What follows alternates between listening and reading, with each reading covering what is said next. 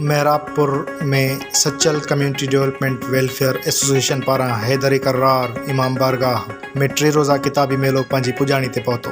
मेले में मुख़्तलिफ़ सियासी, समाजी, अदबी, शागिर्दनि ऐं सहाफ़ियुनि जी तंज़ीमुनि जी अॻुवाणनि तोड़े शहरिन वॾे अंग में शिरकत करे पसंद जा किताब ख़रीद कया। इन मौक़े ते मेलो लॻाईंदड़ प्रोफेसर ज़ुल्फ़कार अली जलबाणी ऐं उस्ताद ग़ुलाम अकबर ख्वाजा जो चवणु हो त असां हर साल किताबी मेलो लॻाइण जो बंदोबस्त कंदा आहियूं। अॼु जेके ऑफिसर या हुकुमरान कुर्सियुनि ते वेठल आहिनि, इहे किताबनि सां दोस्ती रखण करे वेहण जे लाइक़ बणिया आहिनि। हिननि वधीक ॿुधायो त किताबी मेले में 20 हज़ारनि खां मथे मशहूर शाइरनि, अदीबनि ऐं लेखकनि जा किताब रखिया विया आहिनि। कालम नवीस मैडम हमीदा घांगरो, सहाफ़ी मौला बख्श थेबो, सहाफ़ी इक़बाल गादी, सहाफ़ी अता हुसैन सातो ऐं ॿियनि ॿुधायो त किताब ॼाण जो क़दुरु कंदे माण्हू पंहिंजो मुस्तक़बिल सवारण लाइ रोज़ानो बुनियादनि ते किताबनि खे वक़्तु ॾियनि था, छाकाणि त किताब खे ॾिनल इहे घड़ियूं सॼी उमिरि फ़ाइदो ॾींदियूं आहिनि। किताब असांजो अणमुल दोस्त आहिनि। नौजवाननि खे घुर्जे त हू किताब दोस्त माहौल जोड़िन। हिननि ॿुधायो त किताब पढ़ंदड़ माण्हू कॾहिं बि अकेलो न आहे हूंदो। दुनिया में जेके बि इनकलाब आया आहिनि, इहे किताबनि जी बदौलत ई आया आहिनि।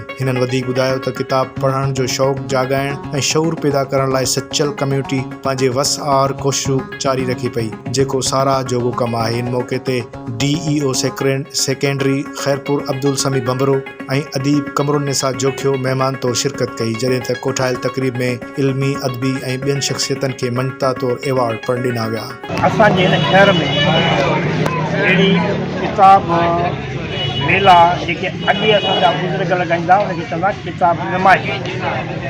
जीअं कंहिं दौर में मुख़्तलिफ़ वॾे दौर में मिसाल चवंदा किताबी नुमाइश लॻाई टाउन कमेटी में ऐं हाई स्कूल में। हाणे उहा किताबी नुमाइश चऊं हिनखे इहा पंहिंजी इमाम बारगाह न हिन खां अॻु लॻी वई अॻियाल में।